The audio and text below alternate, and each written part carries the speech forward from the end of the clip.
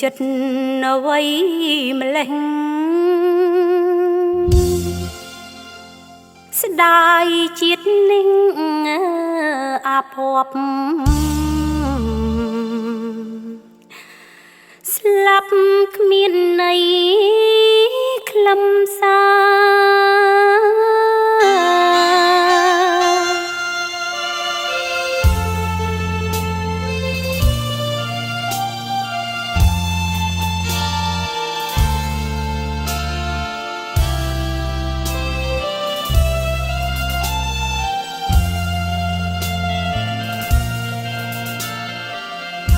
សាហាវបំផុតដុតមនុស្សទាំងរួមខ្ញុំគ្មានខកសងធម្មជាតិមើលចង់ជួយពិចារណាមានតែមេដីអិនព្រំទេវតាទើបជល់ពោចខ្ញុំយ៉ាងណាឯមនុស្សធម្មតាចោតនេះខុសហើយពូជខ្ញុំ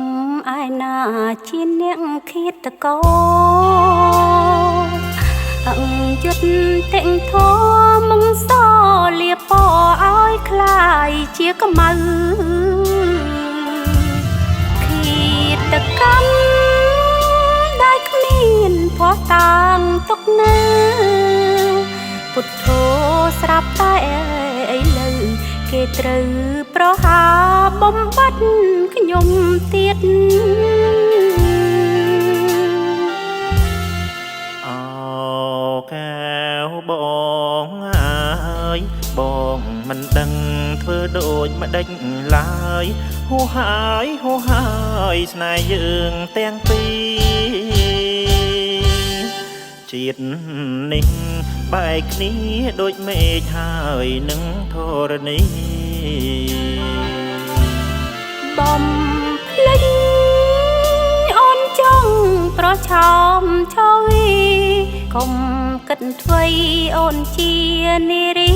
កូនពូក្បាលពីរដូចពីងគេចោ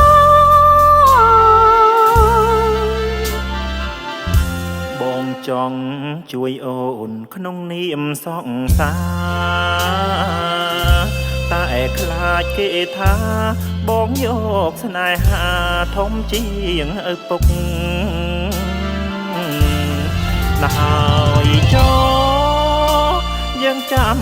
ជួបគ្នាជាតិមុខបងអើយនៅអើយបានសុខបាបឪពុកអូនលៀងឲ្យអស់អោដៃអើយដៃគ្មានវាសនាដៃខានផ្ទឹមកាអងនេះចាអោដៃមកជាប់ចំណង